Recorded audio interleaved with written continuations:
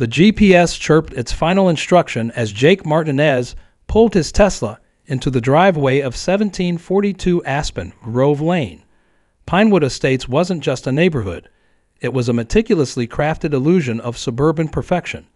Each house stood like a carefully arranged piece of a life-sized architectural model, with identical setbacks, uniform roof pitches, and landscaping so precise it looked like it had been drawn with a ruler.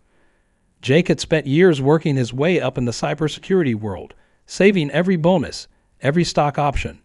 At 37, he was exactly where he'd always dreamed of being, a homeowner in what appeared to be the most desirable neighborhood in the Denver metro area. The community boasted top-rated schools, minimal crime, and property values that seemed to climb with mathematical precision. When he first toured the neighborhood, the real estate agent, Melissa Chen, had been nothing short of evangelical about Pinewood Estates. "This isn't just a neighborhood," she'd said, her perfectly manicured hand sweeping across the pristine streetscape. "It's a lifestyle. We have the lowest insurance rates, the highest property values, and a community that truly takes pride in maintaining excellence." Excellence, Jake would soon learn, was a word that meant something very different here. The HOA rulebook had been thick enough to double as a doorstop. A 247-page document that covered everything from acceptable window treatments to the precise shade of green allowed for lawn maintenance. Most people would have been intimidated. Jake, with his analytical mind honed by years of cybersecurity work, saw it as a fascinating puzzle. His first hint that something was off came during the closing process. The HOA president, Vivian Rothschild, personally reviewed his application. She'd arrived at the title company wearing a tailored Navy Channel suit, her silver hair pulled into a tight bun that seemed to match the rigidity of her personality. During the final walkthrough, she'd spent more time measuring the proposed placement of his potted plants than discussing the actual property transfer. "Mr. Martinez," she'd said, her reading glasses perched precisely on the bridge of her nose, "we take community standards very seriously in Pinewood Estates." Jake had nodded, thinking it was just standard HOA bureaucracy. He'd dealt with complex security protocols for multinational corporations. How difficult could a neighborhood association be? The welcome mat was his first warning. It arrived 3 weeks after moving in, a certified letter with the Pinewood Estates HOA letterhead, crisp and official. The violation was absurd. His burgundy welcome mat violated Section 4.23 of the Community Guidelines, which specified approved entry decor must maintain a neutral color palette consistent with the community's aesthetic standards. The fine, $50. The threat, additional penalties would be assessed for non-compliance. Jake remembered laughing when he first read it. His home office was filled with complex threat assessment reports from his cybersecurity consulting work. He dealt with international hacking groups, state-sponsored cyber warfare teams. A $50 fine over a welcome mat seemed laughably trivial. But Vivian Rothschild was about to teach him that in Pinewood Estates, nothing was trivial. Nothing was ever simple. The war was just beginning. The welcome mat was just the beginning. Jake soon discovered that in Pinewood Estates, bureaucratic harassment was an art form, and Vivian Rothschild was its master painter. The citations began to arrive with machine-like precision. Each envelope bore the official Pinewood Estates HOA letterhead, a crisp, watermarked document that felt more like a legal summons than a neighborhood notice.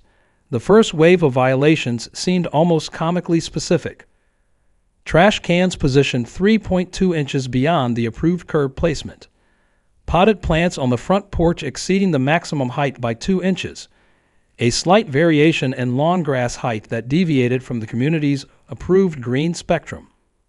Each violation came with a fine, carefully calculated to be just painful enough to stain, but not quite enough to warrant immediate legal challenge.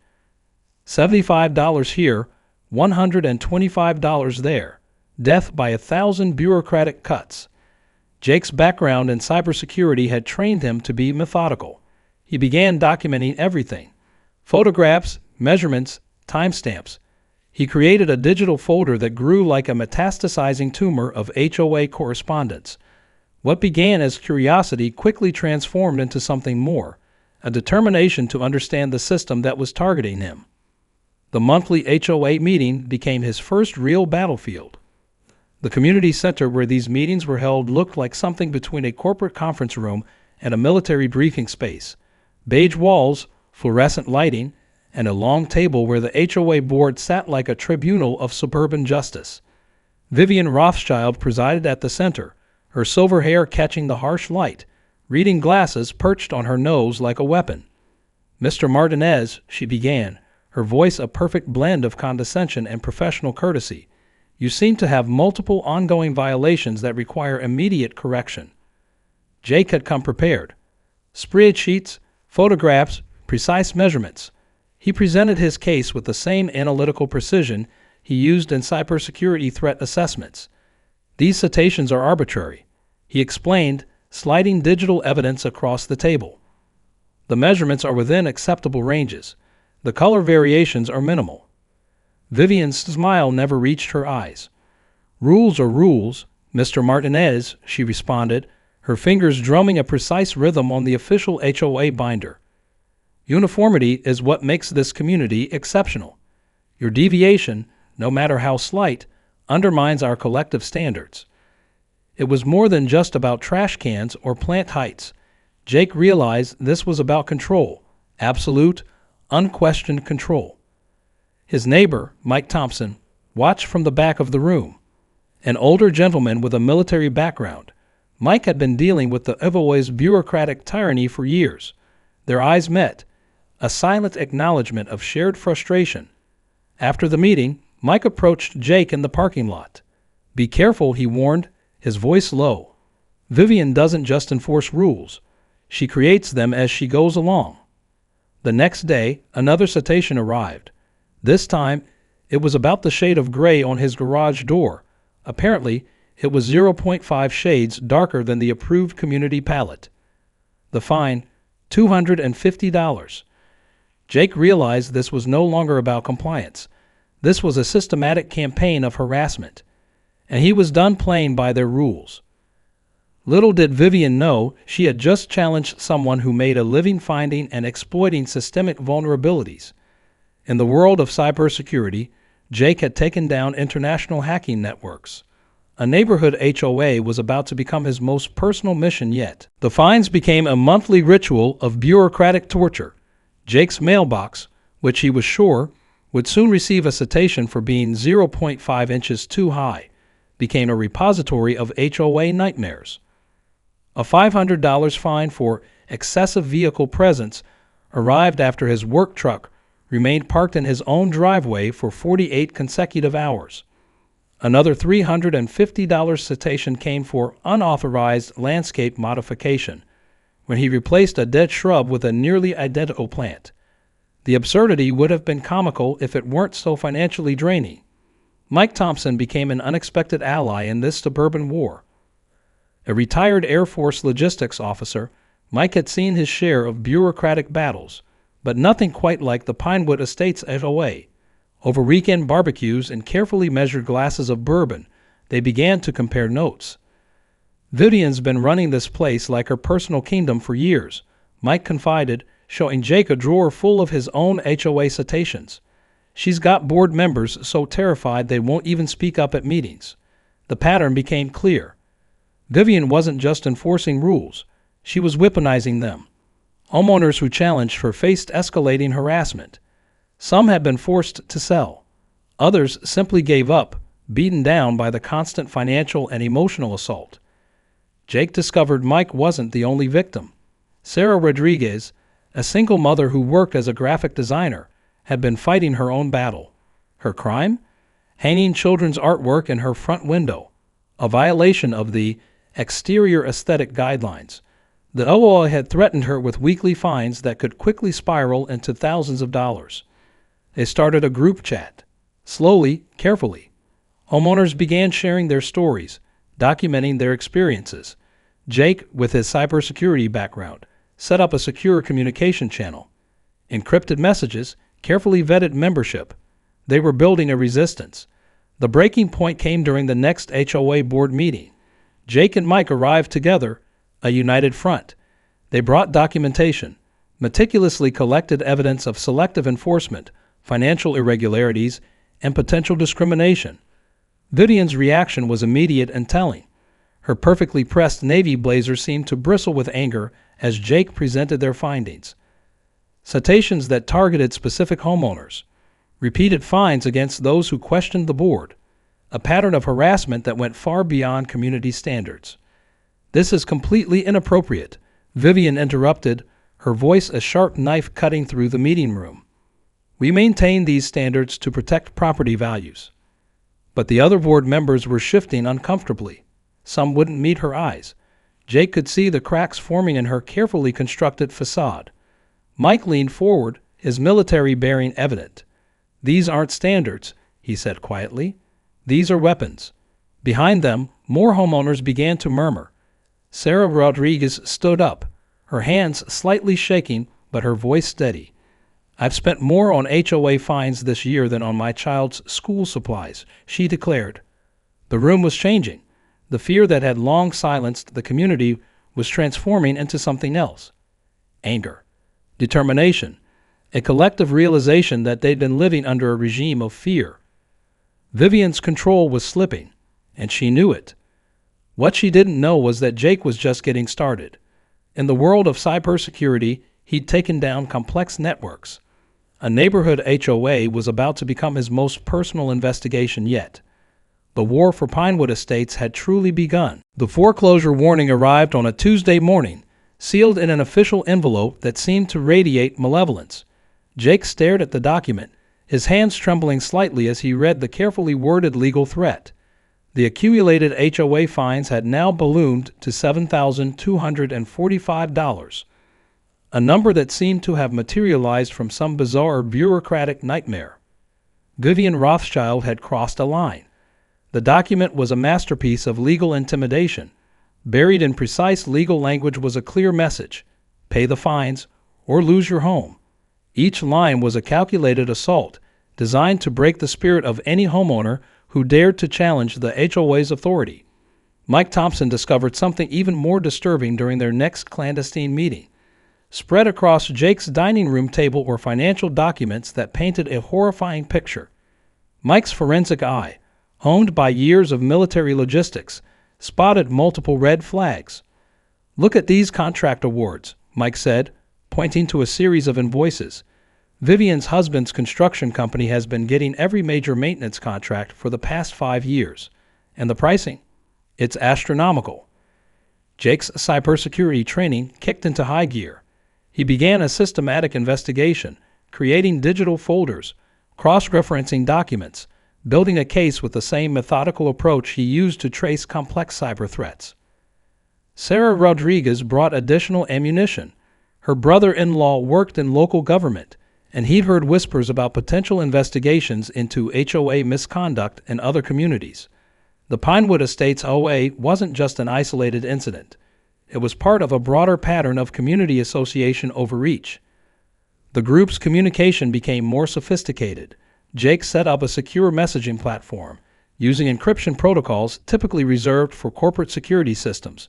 They began collecting every piece of documentation: invoices, citation letters, meeting minutes. Each homeowner became an investigator, each document a potential weapon. But the HOA wasn't done. A new wave of citations arrived, each more absurd than the last. A $450 fine for unauthorized window treatment because Sarah's living room curtains were 0.5 inches longer than regulation. A $250 penalty for Mike's mailbox being insufficiently maintained. A $375 citation for Jake's excessive outdoor lighting because his security cameras were slightly more prominent than allowed. The message was clear: comply or be destroyed. Yet, something was changing in the community. Homeowners who had previously cowered now began to communicate. The fear was transforming into anger, then into resolve. Jake's most significant discovery came late one night. Digging through public records, cross-referencing financial documents, he found a pattern of potential financial impropriety that went far beyond simple contract steering. There were discrepancies in the HOA's financial reports, discrepancies that suggested something more serious than mere favoritism. "We're not just fighting fines anymore. Jake told Mike and Sarah during their next meeting. "We're looking at potential fraud." The foreclosure warning wasn't just a threat, it was an opportunity. Mike leaned back, a wolfish grin spreading across his face. "I know some people," he said quietly. "Investigative journalists who would love to dig into something like this." Jake looked at the wall of documentation they'd assembled. Months of harassment, thousands of dollars in fines, threats of losing their homes. The HOA had no idea what was coming. This was no longer about winning. This was about exposure. This was about justice. Alina Rodriguez wasn't just any journalist. Known for her investigative series that had toppled local political machines, she was a nightmare for corrupt institutions. When Jake first reached out, she was skeptical. Another HOA complaint was hardly breaking news. But as he began to unfold the documentation, her eyes grew wider. "This isn't just a neighborhood dispute," Alina muttered, spreading the documents across her office desk. Financial records, citation logs, contract awards, a paper trail that suggested something far more sinister than simple bureaucratic overreach. The first strategic move was carefully planned. Jake, Mike, and Sarah decided to file a formal complaint with multiple agencies simultaneously. The state's Real Estate Commission, the local Consumer Protection Bureau, and the county attorney's office would all receive comprehensive documentation of the HOA's misconduct. Mike's military contacts proved invaluable. A retired JAG officer reviewed their documentation, providing guidance on how to construct an airtight case. "You're not just fighting a fine," he advised. "You're building a legal framework to expose systematic corruption." Sarah's graphic design skills transformed their evidence into compelling visual presentations. Spreadsheets became infographics. Citation patterns were mapped out, showing clear evidence of selective enforcement. What had started as a neighborhood dispute was becoming a professional-grade investigation. Alina began making calls. Her first interview was with a reluctant board member who had long been silenced by Vivian's leadership. The floodgates were about to open. "I've wanted to speak out for years," the board member, who insisted on anonymity, revealed. "But Vivian has a way of making people feel vulnerable. She knows everyone's secrets." The local news caught wind of the story. What began as a small community conflict started to gain traction. Alina's initial story ran with a headline that sent shockwaves through Pinewood Estates. HOA President's Reign of Terror. Homeowners fight back against systematic harassment. Social media exploded. Residents from other neighborhoods began sharing similar stories. The Pinewood Estates HOA wasn't an isolated incident. It was part of a broader pattern of community association abuse. Vivian's response was immediate and telling. Legal threats began to fly. Cease and desist letters arrived daily, each more aggressive than the last. But Jake and his team were prepared. Every letter was documented, every threat carefully analyzed. The state's Real Estate Commission opened a formal investigation. Requests for documentation were sent to the HOA, demanding a comprehensive review of their financial records, citation practices, and governance model. "They're panicking," Mike observed during one of their strategy sessions. "Every move they make now is defensive." Jake had transformed their resistance into a precision operation. His cybersecurity background meant every communication was documented, every interaction analyzed. They were building a case that went far beyond a simple neighborhood dispute. Alina's next story would be even more damaging. Preliminary investigation suggested that the HOA's contract awards might involve more than just favoritism. There were hints of potential criminal fraud. The HOA had made a critical mistake. By attempting to intimidate Jake and his neighbors, they had awakened a force far more dangerous than a few homeowners. This was no longer just about Pinewood Estates. This was about justice. The first cracks in Vivian Rothschild's empire appeared on a crisp Wednesday morning when internal emails began to leak. It started with a single email from Thomas Henderson, the HOA's treasurer. Sent to Vivian late one night, the message revealed a level of corruption that went beyond mere favoritism. "We can't keep hiding these discrepancies," Henderson had written. "The audit is going to expose everything."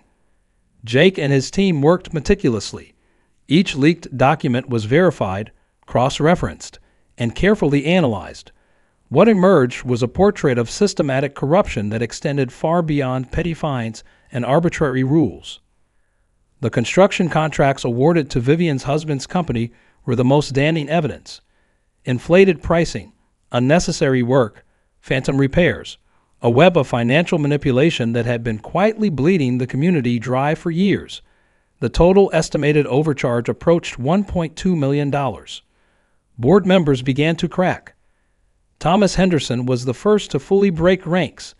In a confidential meeting with Elena Rodriguez, he revealed the full extent of the HOA's internal dysfunction. Vivian has been controlling everything through fear, he explained, his voice a mixture of shame and relief. Those of us on the board who questioned anything were immediately marginalized. Mike's military network proved invaluable. A forensic accountant he knew began a deep dive into the HOA's financial records. The preliminary report was devastating. Not only were there multiple instances of potential fraud, but the financial mismanagement went back nearly a decade. The state's real estate commission became increasingly interested. What had begun as a community complaint was transforming into a full-scale investigation of institutional corruption. Vivian's response was predictably aggressive. She began a scorched earth campaign, sending increasingly desperate legal threats to anyone who spoke out. But each threat only drew more attention, more scrutiny. Sarah Rodriguez discovered something particularly interesting: a pattern of selective enforcement that seemed to target specific homeowners, those who were most vulnerable or least likely to fight back. Single parents, elderly residents, anyone who might be intimidated by legal threats. This isn't just about money, Sarah told Jake during one of their strategy sessions. This is about systematic oppression of the community. The local news coverage intensified. Elena Rodriguez's investigative series was gaining national attention. Other HOAs across the state began to look nervously at their own practices, wondering if they might be next. Internal communications revealed the true depth of the corruption. Emails showed how Vivian had systematically silenced dissent, manipulated board meetings, and created a culture of fear within the community. One particularly damning email chain revealed how board members had been threatened with personal repercussions if they spoke out. "Cross me, and you'll never serve on another board in this county," Vivian had written to one reluctant board member. Jake realized they were fighting more than just a corrupt HOA. This was a systemic issue that extended far beyond Pinewood Estates. The dominoes were beginning to fall. Board members were jumping ship, distancing themselves from Vivian. The carefully constructed facade was crumbling, revealing the rot beneath. Vivian Rothschild's reign was coming to an end, and she knew it. The final battle was about to begin. The community center had never seen a meeting like this before. What was supposed to be a routine HOA annual meeting had transformed into something closer to a public tribunal. Over 200 residents packed the room, their collective anger palpable, a living, breathing entity that seemed to make the fluorescent lights flicker. Vivian Rothschild sat at the head of the table, her perfectly pressed navy blazer now seeming more like armor than a fashion statement. But the armor was cracking. Her usual composure had been replaced by a barely contained desperation. Jake Martinez took the microphone first, his cybersecurity training evident in the methodical way he presented evidence. Spreadsheets, financial records, email chains, each slide projected behind him told a story of systematic corruption. The room fell silent as he walked through years of financial manipulation, selective enforcement, and deliberate harassment. "This isn't just about fines," Jake explained, his voice steady and clear. "This is about a systematic breakdown of community trust. We've documented over $1.2 million in fraudulent contract awards. We've mapped out a pattern of targeted harassment against homeowners who couldn't easily fight back."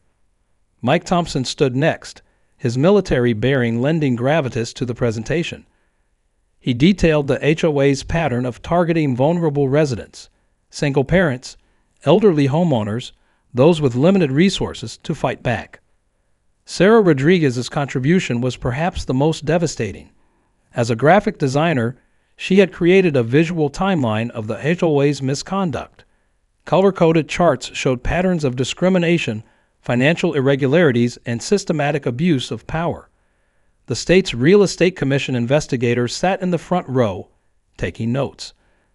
Alina Rodriguez from the local news network recorded every moment, her camera capturing the mounting tension.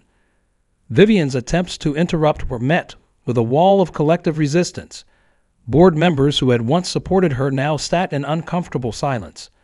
Thomas Henderson, the former treasurer, had already provided written testimony detailing the extent of the financial misconduct. "You've turned our community into a personal fiefdom," one longtime resident shouted. Another added, "We're not just talking about fines anymore. We're talking about criminal behavior." The breaking point came when a folder of documents was dramatically placed on the table. Internal emails, financial records, contract details, a comprehensive dossier that laid bare every aspect of the HOA's corruption. Vivian's husband, sitting in the back of the room, began to look increasingly uncomfortable. The construction contracts, the inflated pricing, the phantom repairs, everything was now exposed to public scrutiny. "I want to address the community," Vivian finally spoke, her voice a sharp contrast to her previous authoritative tone. But no one was listening anymore. The state investigator stood up. "We will be taking possession of these documents," he announced. "A full investigation will be conducted." Jake looked around the room. What had started as a personal battle against bureaucratic harassment had become a community-wide reckoning.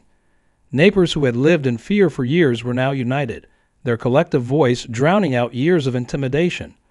As the meeting concluded, it was clear Pinewood Estates would never be the same again. The final battle was over. The war for community justice had been won. The fallout was swift and comprehensive. Within 60 days of the explosive community meeting, Vivian Rothschild's world collapsed like a house of cards. The state's Real Estate Commission launched a full investigation that would become a landmark case in community association management. Criminal charges were filed against Vivian and her husband for financial fraud, with potential prison time looming.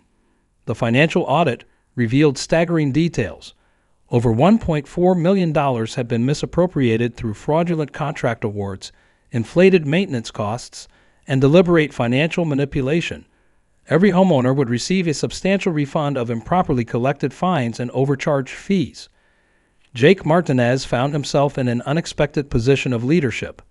At the emergency community meeting called to restructure the HOA, residents unanimously nominated him to help draft new bylaws and lead the transition. Mike Thompson was elected to the Oversight Committee, bringing his military precision to financial management. The new HOA structure was revolutionary. Term limits were implemented. Financial transparency became mandatory. An independent audit committee was established, with rotating membership to prevent any single person from gaining too much power.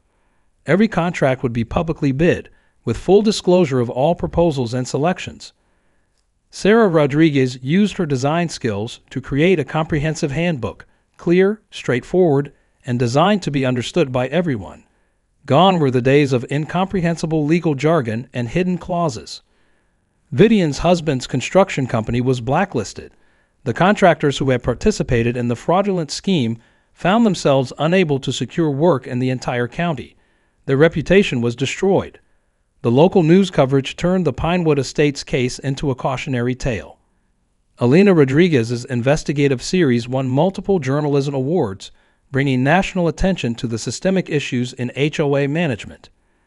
Other communities began to review their own HOA practices, inspired by the residents' successful rebellion. In a final twist of irony, Vivian's own house, once the centerpiece of her perfectly controlled domain, went up for sale. The legal fees and potential criminal penalties had decimated her financial resources. The for sale sign became a symbol of her downfall. Jake reflected on the journey during a celebration at Mike Thompson's house.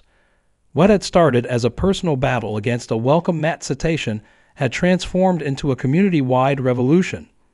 "We didn't just fight an HOA," Jake told the gathered neighbors. "We fought a system of institutional bullying. We showed that community means something more than just following rules. It means standing up for each other." The refund checks began to arrive. Homeowners who had been financially crushed by years of arbitrary fines found themselves not just vindicated, but compensated. Sarah Rodriguez could finally afford her daughter's college textbooks. Mike Thompson could repair the roof he'd been putting off for years. Pinewood Estates was no longer a community of fear. It had become a community of solidarity. As for Jake, he had learned something profound about the power of persistence, documentation, and collective action. The cybersecurity expert had found his most significant vulnerability assessment, not in a computer network, but in the complex ecosystem of community governance. The HOA was dead. Long live the community.